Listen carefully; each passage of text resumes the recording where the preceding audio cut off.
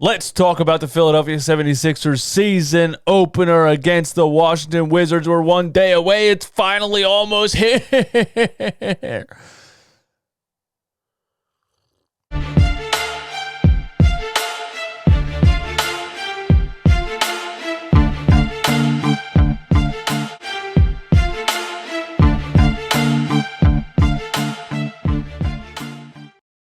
This episode of Run It Back Philly is brought to you by the Teespring store. Click the link in the description. Get all the Run It Back merch, including these Philly t-shirts, because who doesn't want a t-shirt that just says Philly across the front? You know what I'm saying? Also, buymeacoffee.com. I give you sports talk. You give me coffee. Buymeacoffee.com/runitback. We are at 14 supporters right now. When we hit 10, I shotgunned a beer on video. People were talking all that mess because it was a Coors Light, or somebody said it was kind of empty, or whatever you wanted to say to be hating in the comments. If you get me to 20 supporters, then go ahead and put in the comments what I should do and be more specific so it can be exactly to your liking and meet your standards. Get me to 20 supporters on buymeacoffee.com/runitback, and I'll do something even better than I did last time. Let's get into this, man. Hit the like button on the video. Hit the subscribe button if you're new. And hit the notification bell so you don't miss out on any of the live streams. We're going to be going live right after the Sixers' first official season game. First of all, before we get into this, we have a quote from Gilbert Arenas. I don't know why we have a quote from Gilbert Arenas. We just do. It popped up on my Twitter, and I thought it was interesting. Asking Gilbert Arenas what he thinks is kind of like when they asked Ja Rule what he thought about the 9/11 attacks. You know what I'm saying? Like, let's go check out what some random celebrity has to think about this. Nobody cares what he says. Anyway, Gilbert Arenas said, if I'm Philly, I'm going to be pushing Ben Simmons to average at least 30 this year.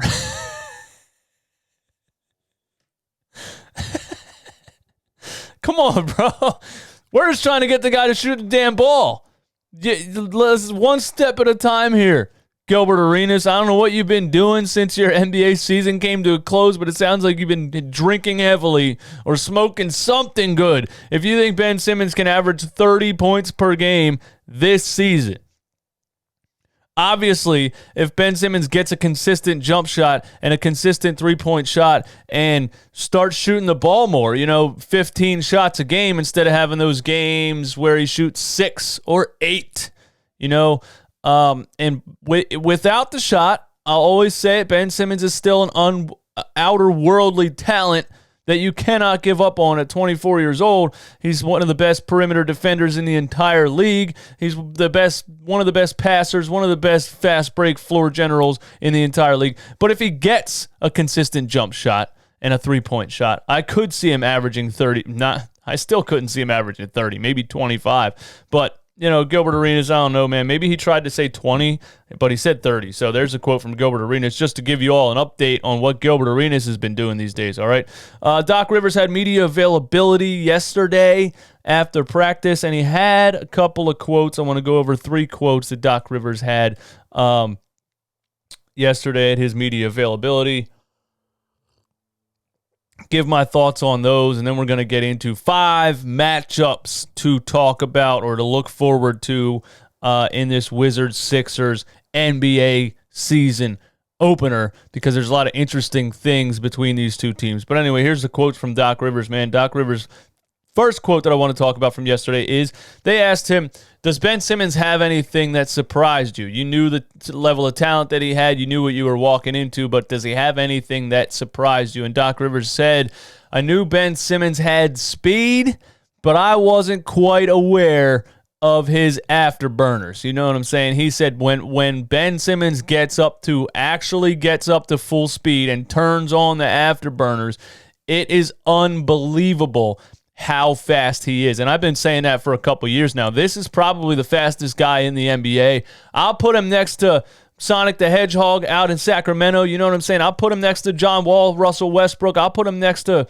whoever else you think is the quickest guy in the NBA.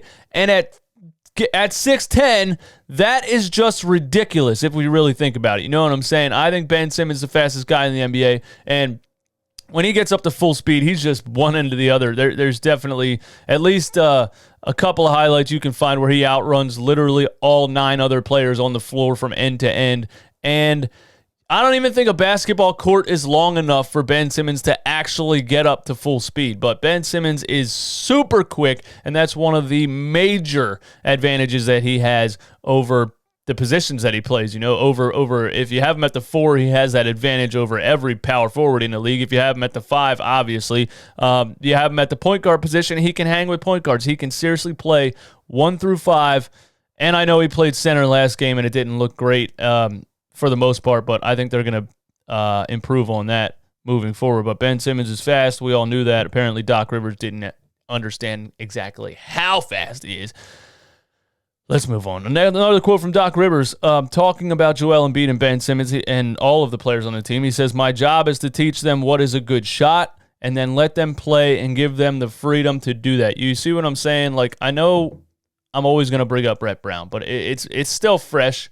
The Brett Brown firing is still fresh. This is all brand new, so it's always going to be a natural comparison, this coaching regime and staff, to the past one. And I just didn't get that level of, like, Brett Brown assessing the team and telling the players what they're doing wrong every night. You just, here's the team, and it was just the same every game for the whole season, and then the next season, and then the next season. Nothing improved.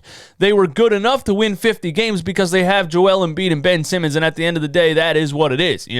That's going to make any coach look better than he actually is because you're going to get your wins with those 2 players, right? The Brett Brown supporters always say, oh, yeah, you're going to get rid of a coach that just had back-to-back 50-win seasons. No, you had back-to-back 50-win seasons because of 2 players. You could put a chimpanzee at coach. You could put me there. You could put my 5-year-old son at coach, and Ben Simmons and Joel Embiid would get 50 wins. That's just the way it is, especially when they have shooters on the floor around them. You know what I'm saying? But he said, my job is to teach them what a good shot is. I don't think Brett Brown ever talked to him. I don't think Brett Brown ever looked at Joel Embiid and said, Joe, that's not a good shot. Don't shoot it from there. This is a good shot. I definitely don't think he ever looked at Ben Simmons and said, Ben, this is a good shot. When you're at the top of the key right here and there's nobody near you, just pull it. For how many years did we see Ben Simmons never even attempt it? And then in just 2 preseason games, we see Ben Simmons pull up from the top of the key like it was normal, like he was totally comfortable. That's because I believe these coaches, Sam Cassell, Dave Yeager, Doc Rivers, are telling him to his face, finally. We had a coach that wouldn't tell him. We had a coach that would rather tell the media or challenge him to shoot threes or whatever dumb shit was going on back then. We now have a coaching staff that'll look right at him and say, Ben, when they sag off of you at the top of the key right there, just shoot the damn ball. That's all you got to do, and you can make it. And we know you can.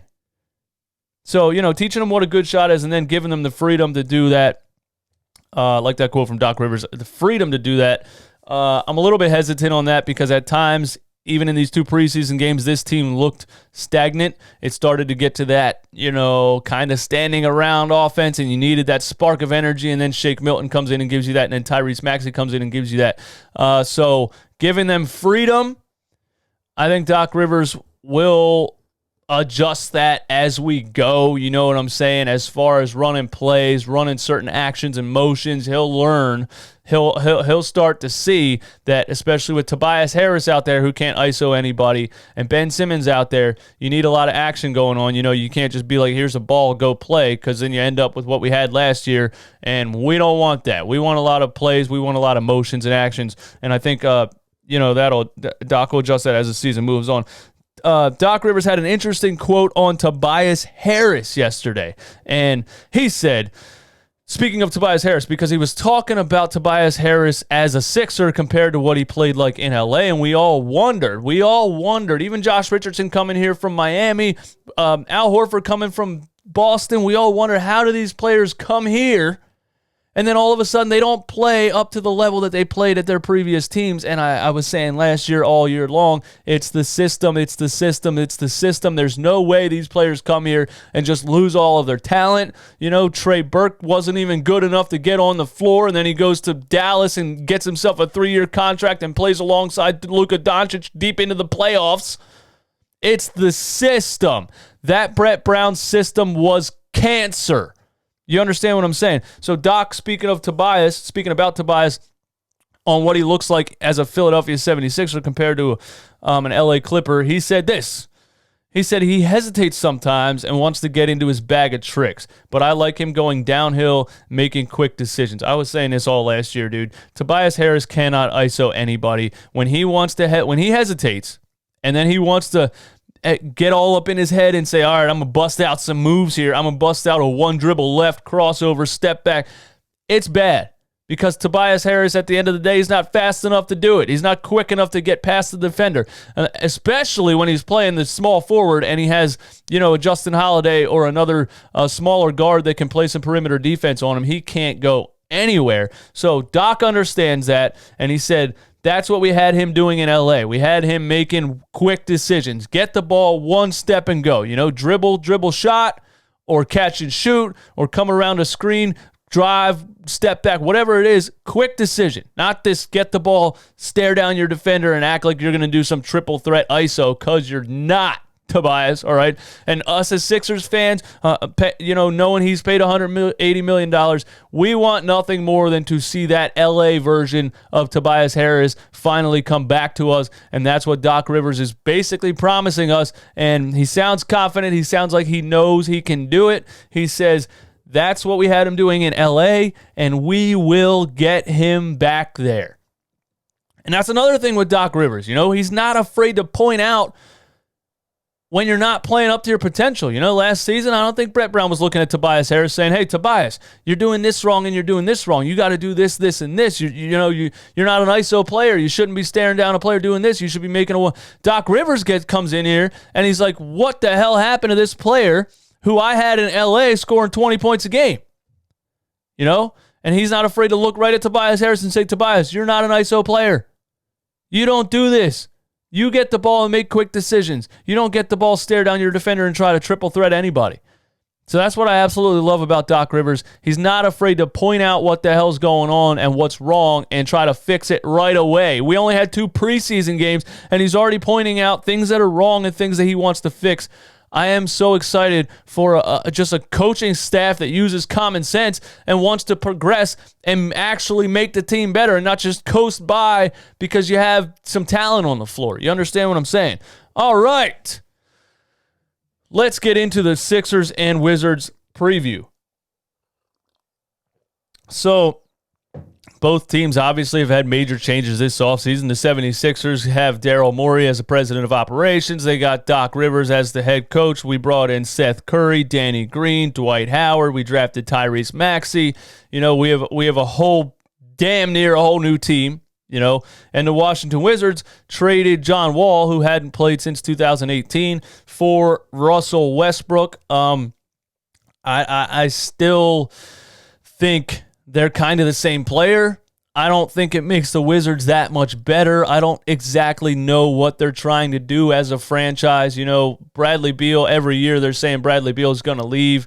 I mean, the NBA rumors and NBA analysts and everybody is always saying Bradley Beal is going to leave because the Wizards never improve, never put anybody around him that can make the team better. I don't think Russell Westbrook makes them better. He brings a level of intensity. He brings a level of energy. He brings a level of work ethic, and hard work, to the table. And by the way, I want to touch on this. I was going to make a whole video on this James Harden thing because there was a rumor that Russell Westbrook wanted out of Houston because he was disgusted by James Harden's attitude, work ethic, and everything else. Showing up late to meetings, not even showing up to practice, whatever. And the rumor was the organization handed the whole thing to James Harden, basically. The entire thing was centered around him. James Harden likes to party in certain cities, so the organization set up their travel schedule around him to have certain nights off in certain cities. How ridiculous is that?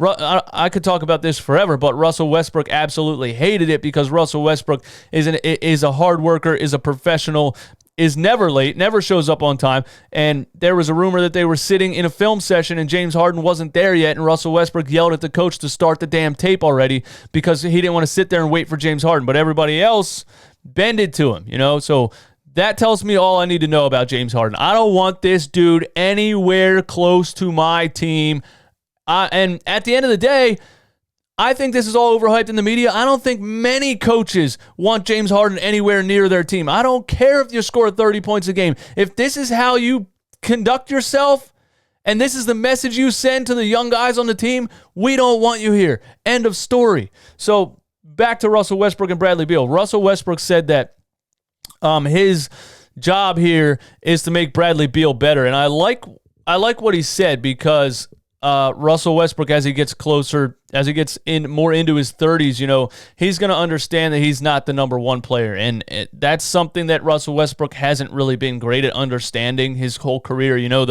The battles with Kevin Durant back in the day where Durant should have had the ball at the end of the game and Westbrook was jacking up shots. Maybe as Westbrook gets into his 30s, slows down a little bit, he will take a lesser role, kind of like a Dwayne Wade when LeBron came to Miami. Maybe Russell Westbrook will take a little bit of a lesser role and accept the fact that he's not the superstar and help in a different way. And he said that he thinks his job and he knows his job here is to push Bradley Beal, make Bradley Beal better. So maybe this could be a better duo than I thought or think, but I guess we'll see moving forward. Other than that, the Washington Wizards don't have much else really to talk about.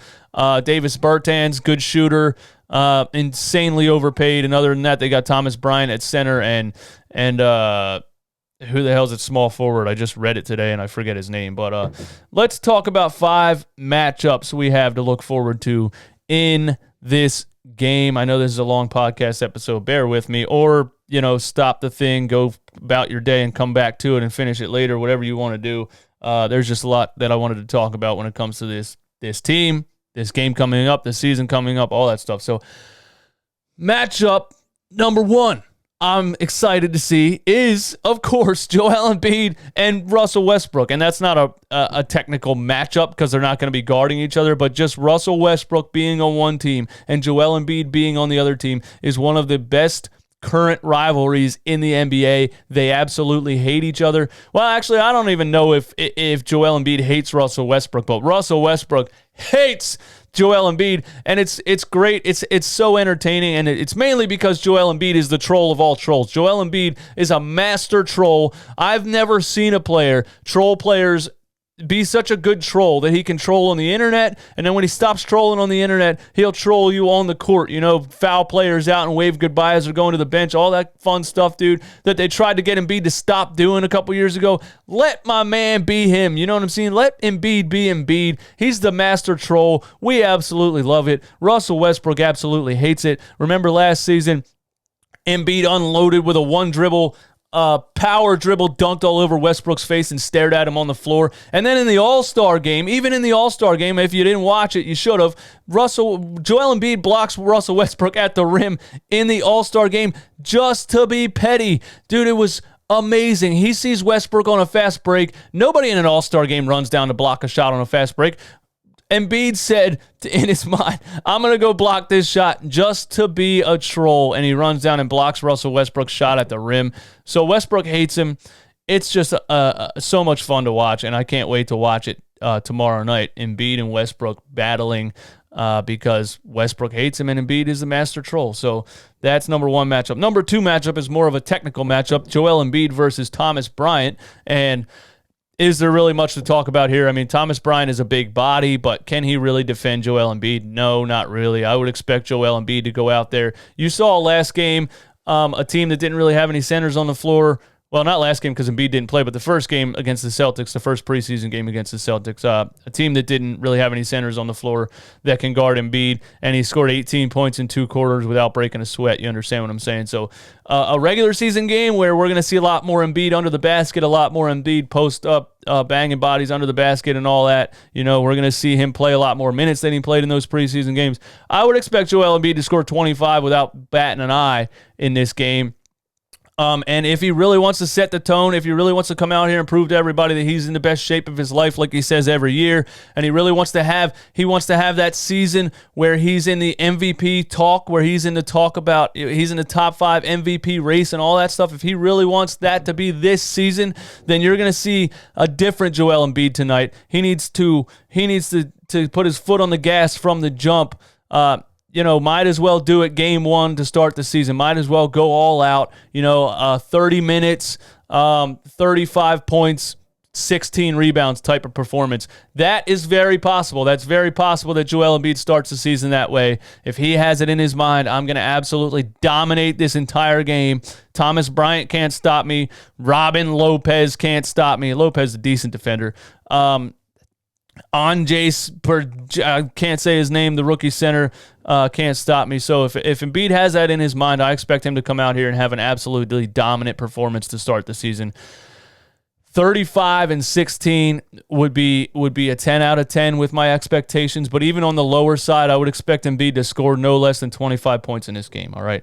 Number 3 matchup, Ben Simmons versus Russel Westbrook on the perimeter. Because you got Russel Westbrook, who even at 31 years old is still one of the best perimeter players in the game as far as his slashing ability, his athleticism, his speed, his triple threat, getting by defenders. And then you have Ben Simmons, who has been one of the best perimeter defenders in the game thus far in his career, but wants to take that to another level this season. And he's always harping on his defense, and he wants to be the best defender in the league. He was first team all defense last year. He wants to be regarded as the best defender in the game. So that's going to be a fun, interesting matchup to watch. Ben Simmons giving it his all, going 110% every single possession, trying to stop Russel Westbrook from getting off that three-point line and getting past him and getting in the lane and making things happen. So that's definitely a matchup to look forward to. On the other side of the ball, where's Westbrook gonna guard Ben Simmons? Is he going to leave him wide open at the top of the key, or is he going to be on his hip? We're just going to have to wait and see. Will Ben Simmons shoot the ball if Westbrook gives him that much space? We'll just have to wait and see. On the other side of things, if Simmons is also switched on to Bradley Beal, if they're switching screens or whatever they're doing, it'll be interesting to watch Ben Simmons give all of his effort to try to slow down Bradley Beal, because we all know Bradley Beal can drop 30 points on you in a heartbeat. So that number 3 matchup is very interesting. Number 4 matchup, I'm going to say, is Danny Green versus Bradley Beal, because at the end of the day, we got 2 great perimeter defenders, and that's, I think, what's going to take this Sixers team past what they were last season and elevate them to new heights, is the fact that not only do we have shooting, but we have perimeter defense. And when you talk about Danny Green on the perimeter with Ben Simmons on the perimeter, those are 2 lockdown defenders. I'm very excited for that as far as this team goes. And, can Ben Simmons slow down Russell Westbrook, and can Danny Green slow down Bradley Beal? Because that's all this team has, is Westbrook and Beal, and we have Ben Simmons and Danny Green. I think this is a match made in heaven as far as it goes for the Sixers to dominate this game. I don't see this game being close at all if Ben Simmons can slow down Westbrook and Danny Green can slow down Bradley Beal. There should be absolutely no competition in this game. And number 5 is actually Tobias Harris versus Davis Bertans. That's the matchup I'm going to talk about for number 5, because I always say Tobias Harris can't ISO anybody. Tobias Harris especially can't ISO anybody when he's playing small forward and there's a good perimeter defender in front of him that's quicker than him, especially against the Indiana Pacers, one of the best defensive teams in the league. The second preseason game, Tobias Harris looked atrocious. He looked out of sorts. He looked like he had no idea what to do with the ball. I would expect Tobias Harris to look a lot more like that LA version of himself tomorrow in this game against the Washington Wizards, especially if Tobias is mostly playing the power forward position, because Davis Bertans is also big and slow, but is bigger and slower than Tobias Harris. So you will get that blow by. You will get that Tobias Harris getting the ball off a pick and pop or coming around a screen, whatever it is, and getting one dribble and getting past his defender, or step back, or getting the wide open threes off the screen, whatever it is. Expect Tobias Harris to have a lot more success with his individual game in this game versus somebody like Davis Bertans, whereas, when somebody like Justin Holiday's guarding him, or a better perimeter defender who's quicker than him, he looks out of sorts. So I would expect us to see a much better version of Tobias Harris in this game against the Wizards. And by the way, don't get ahead of yourself with this game. It's the Washington Wizards. They're bad. I don't care that they added Russell Westbrook. They're not a good team. So whatever the Sixers do against them is good for us. It's good for us to get chemistry. It's good for our energy and our positivity, but it doesn't matter at the end of the day. We need to perform against the better teams in the East to get to that NBA Finals where we want to be. It's going to take us 10, 20 games to get the chemistry that we need with all these new players on the team. So games against teams like the Washington Wizards is good for us to get that energy, get that level of chemistry, get those kind of things going, man. The Sixers' biggest struggle in the preseason was the starters' three-point shooting. And it was 2 preseason games. I'm not taking anything away from it. If you go on Twitter, like I said, if you love chocolate cake, Twitter will tell you how trash it is. You know what I'm saying? So, if you were on Twitter, you heard everybody talking about how bad our three-point shooting was in those 2 preseason games. And to break it down for you, actually, Seth Curry was 1 for 6 at 16%. Danny Green was 1 for 6 at 16%. Ben Simmons was 0 for 1. and Tobias Harris was 1 for 4 at 25%. So, obviously, we're going to need our starting lineup to shoot better from 3 in the regular season. Again, if it doesn't happen this game, it is what it is. It's going to take us a little bit. It's going to take us a couple weeks to get this chemistry with all these new players on the floor. For Seth Curry to learn where he wants to be on the floor, playing alongside Ben Simmons. For Danny Green to learn where he wants to be on the floor. So they're not going to shoot like this the whole season. Don't even come close to expecting that. But obviously 16% from those guys, 25% from Tobias Harris. All of those things have to be better. And I'm telling you, they will get better. The bench, however, has been the bright spot when it comes to three-point shooting. Shake Milton 5 for 11 in 2 preseason games at 45%. Furkan Korkmaz 4 for 9 at 44%. I know I talk my trash on Korkmaz, but like I say, if he can shoot 40% from 3, or 45%, mid 40% from 3, that's great. I just don't want to see the guy handle the ball. I don't want to see pick and rolls with Furkan Korkmaz. That's what I don't want to see. But as long as his three-point shooting is around 40% and he's not over-dribbling the ball or they're trying to run pick and rolls with him, then I'm fine. Shake at 45%, Furkan at 44% coming off the bench. So our bench has sparked the three-point shooting percentage, whereas our starters have not been anywhere close to where they should be. But again, just 2 preseason games. I would expect those percentages to come up. I would expect it in this game, actually, because playing the Pacers, one of the best defensive teams in the league, didn't really help us out for our chemistry and our three-point shooting, getting space.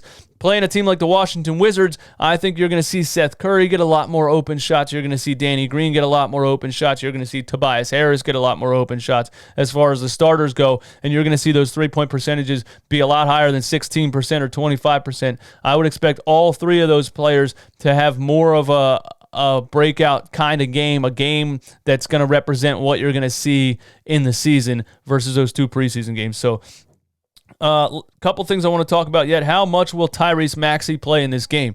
I know we saw Tyrese Maxey come in the first quarter, the last preseason game, and he just brings a level of energy that's just so valuable, unbelievable, getting to the rim. Again, he shot the step back that he made. I said he missed it. I forgot that he made it. It bounced on the rim like 6 times. Okay, so, I mean, the shot was off. It rolled in, all right? That's what I meant by it. And then he shot the deep 3 that he missed also. So I want to see Tyrese Maxey shoot some more jump shots, especially against a team like the Washington Wizards, who don't have a bunch of great defenders on the floor. So give me your thoughts in the comments. How much do you think we're going to see Tyrese Maxey? Are we going to wait till the 3rd or 4th quarter to see him like we did the first preseason game? Or is Doc going to throw him in there in the first quarter? Like, I'm excited to see what happens and how early we see Tyrese Maxey and how many minutes Tyrese Maxey gets, who he plays alongside, if he's out there with Shake Milton or if he's out there with Ben Simmons. There's so many combination lineups you can do with this kid. I'm very excited for it and very excited to see what Doc Rivers does with it. What role will Matisse Thybulle play? I haven't hardly talked about Matisse Thybulle this entire preseason. He's just not looking very good offensively. I know somebody in the comments told me, what are you talking about? He had 2 steals and 2 blocks. I'm not talking about that. If the dude's going to be on the floor, he needs to have some kind of offensive game. He needs to have at least a catch and shoot game. Matisse Thybulle, to me, kind of same situation as Furkan Korkmaz. You put the ball in his hands and make him try to make a decision with the ball, it's not going to end well for the most part. He's not an offensive player at all with the ball in his hands, Matisse Thybulle. I don't want to see him try to ISO anybody, try to get past his man or anything like that. He's a defensive player who needs to just catch and shoot on the perimeter. So hopefully Matisse Thybulle can come back around and look more like a serviceable 3-and-D player. last week he tried to drive a couple times, got caught up, turned the ball over, threw really bad passes, tipped one, saved it from inbounds, then tried to throw a behind-the-back pass for no reason. That kind of stuff that's just totally out of control that Matisse should not be trying to do. Matisse, we don't want you to make a behind-the-back pass. That's not what you're here for. You just need and again, I don't think Brett Brown helped the kid last year. I don't think that coaching staff helped anybody progress. Having somebody like Doc Rivers and these experienced coaches, Sam Cassell, Dave Yeager, is really going to help Matisse elevate his game to the next level. And, those 2 preseason games, they're probably watching film. They're probably going over everything with Matisse Thybulle, saying, here's what you're doing wrong. Don't do this. Try to do this more. Try to be here on the floor. Try to be over here on the floor. So his game should elevate offensively as the season goes along with this coaching staff behind him. But how much will we see him in this game? Mike Levin from Rights to Ricky Sanchez made a bold prediction that Matisse Thybulle will actually end up in the G League this year. I don't know if I'm going to make that bold of a prediction. I don't think he's going to fall off that far, but if he keeps making the boneheaded plays offensively that he's made in these 2 preseason games, he might not see a lot of playing time. And, it sucks because we had very high expectations for Matisse Thybulle. Hopefully this coaching staff can get him back here. But the beginning of the season, the first couple weeks, maybe the first couple months, maybe the first half of the season, you don't really see Matisse Thybulle a lot because, maybe he's not ready for the NBA stage like we thought he was, and maybe he was forced out there by the Brett Brown coaching staff. So who knows what we're going to see. Let me know in the comments what you think we're going to see from Matisse Thybulle. Will Raul Neto go nuts on us? Because you know how it goes. A player's terrible when he plays for the Philadelphia 76ers, and then he goes to another team, and he's suddenly good. Here, let's watch this video. Speaking of Raul Neto, the other night I'm on Twitter, and somebody posted, or actually I was just watching the Detroit-Washington highlights, and I see Raul Neto just ISO his man and pull up from 3, and it was absolutely ridiculous, and I was like, are you effing kidding me? I posted that video on Twitter, and people are laughing because they know how much I can't stand Raul Neto. For him to go to another team and all of a sudden be pulling up ISO 3s and splashing them, I'm like, you got to be kidding me. Is Raul Neto going to do this to us tonight? Oh, knocks down another. Lopez. Neto, Brown, Beal, Avdia, and Bryant. Neto knocks down another 3. I really hope Raul Neto doesn't just catch some kind of no longer in a Sixers uniform magic and drop 29 points on us tonight. He did have that one crazy game in the Sixers uniform last year where he had 19 points at halftime, but I don't really think Raul Neto is going to do anything. I just said this as a joke, but it would just be very Philadelphia 76er for Raul Neto to come out here and just start bombing 3s on us. The determining factor in this game, and you can let me know in the comments if you're listening on Apple Podcasts or Spotify, let me know by tweeting me at I am DJ Eastwood. What do you think will be the determining factor in this game? For me personally, the determining factor in this game will be the second unit, and it's actually going to be, in my opinion, the determining factor for this team the entire season. The Sixers' second unit is going to be the determining factor. I don't know why that's such a tongue twister. Because you got Shake Milton, Tyrese Maxey, and Dwight Howard coming off the bench. Those are 2 players, Shake Milton and Tyrese Maxey, who bring energy, who bring ball skills, who can make things happen in a half-court offense. 2 bucket getters that can come in and give the spark to this offense. Shake Milton is a much better shooter. Tyrese Maxey is more of the slasher, getting all the way to the rim, finishing in contact type of player. So 2 bucket getters off the bench who have 2 separate skill sets, and then you got Dwight Howard coming off the bench who can still play at a high level at his age. This is a nightmare matchup for the Washington Wizards. Nobody on their bench can come close to stopping any 3 of these guys. So I would expect Shake Milton to have a huge game tomorrow night against the Wizards. I would expect Tyrese Maxey to probably have a pretty good game for a rookie if he gets the minutes that I hope he gets. And I would expect Dwight Howard to have a huge game as a backup center, the 10 or 15 minutes that he's going to get on the floor. Expect him to have a lot of offensive rebounds. None of these guys can stop Joel Embiid or Dwight Howard, so the second unit for me is going to be the determining factor. And if you do see Dwight Howard versus the rookie Andres, okay, I don't know how to say his name, so I actually I went to YouTube and I found a video literally titled "How to Pronounce This Dude's Name." So this is how you say his name. Oh, I played it with no volume, dumbass. Here we go. Andres Pasechniks. Andres Pasechniks. Andres Pasechniks. There's no R in there, but Andres Pasechniks. That's how you say his name. Yeah, I don't know. He can't stop Dwight Howard, so the second unit is going to be the determining factor for this game. Last thing here is I'm going to give you a score prediction.